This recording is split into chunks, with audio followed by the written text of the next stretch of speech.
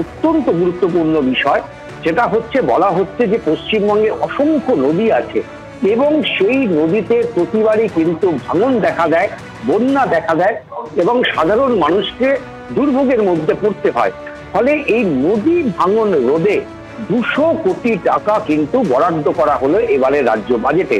অর্থাৎ শুধুমাত্র নদী ভাঙন এবং নদী ভাঙন রোধ, বন্যা রোধে আরো 200 কোটি টাকা এটা কিন্তু রাজ্য সরকারের তরফে বরাদ্দ করা হলো।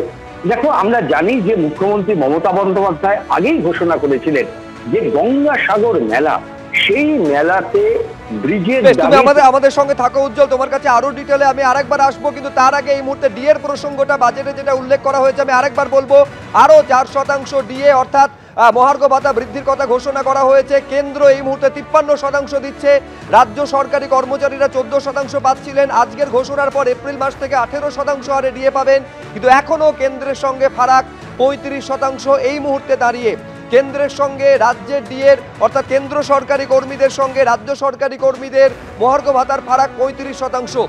এইখানে খেয়াল রাখতে হবে প্রতি বছর কিন্তু কেন্দ্র সরকার দুবার করে ডিএ দিয়ে থাকে, অর্থাৎ দুবার করে একটা অর্থবর্ষে মহার্ঘ ভাতা কেন্দ্র ঘোষণা করে। ফলে এই যে অর্থবর্ষ সেখানে কিন্তু এখনো দুবার কেন্দ্র সরকারের মহার্ঘ ভাতা ঘোষণা করা বাকি, ফলে এই ফারাকটা আরো অনেকটা বাড়বে বলে মনে করা হচ্ছে। কিন্তু এই মুহূর্তে দাঁড়িয়ে আমি আরেকবার আপনাদের বলবো 53% দিচ্ছে কেন্দ্র সরকার তাদের কর্মচারীদের জন্য।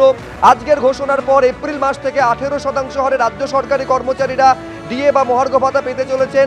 অর্থাৎ এই মুহূর্তে দাঁড়িয়ে 35% কেন্দ্রীয় সরকারি কর্মচারী এবং রাজ্য সরকারি কর্মচারীদের মধ্যে ডিএর ফারাক, কেন্দ্রের ডিএ এবং রাজ্যের ডিএর মধ্যে এখনো ফারাক 35%। একই সঙ্গে কিন্তু বেশ কয়েকটি উন্নয়নমুখী পরিকল্পনার কথাও এবারের বাজেটে তুলে ধরা হয়েছে।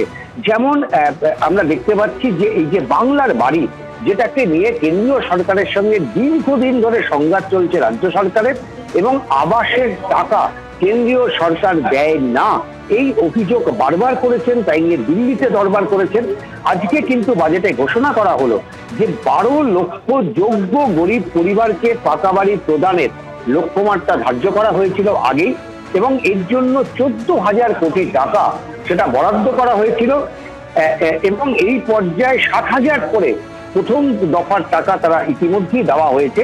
কিন্তু দ্বিতীয় দফায় আরো 16 লক্ষ অতিরিক্ত যোগ্য পরিবারকে তারা বাড়ি দেওয়া হবে, এই ঘোষণা বাজেট বইয়ে করা হলো, এবং তাতে আরো 9,600 কোটি টাকা এটা কিন্তু বাজেট বরাদ্দে রাখা হয়েছে। অর্থাৎ বলা যেতে পারে যে বাংলার বাড়ি এই যে মুখ্যমন্ত্রীর চ্যালেঞ্জ ছিল, এবং সেইখানে দাঁড়িয়ে বাংলার বাড়ি এই প্রকল্পে মোট 28 লক্ষ পরিবারকে, এবং এখানে উল্লেখ করা হয়েছে যোগ্য গরিব পরিবার, অর্থাৎ এই নিয়ে দীর্ঘ বিতর্ক রয়েছে, কিন্তু স্পষ্ট জানানো হয়েছে যে যোগ্য গরিব পরিবার 28 লক্ষ যোগ্য গরিব পরিবারকে কিন্তু এই টাকা দেওয়ার কথা ঘোষণা করলো রাজ্য সরকার। বাজেটে তারা ঘোষণা করলো রাজ্য সরকার। দ্বিতীয়ত আমরা দেখতে পাচ্ছি আরো একটি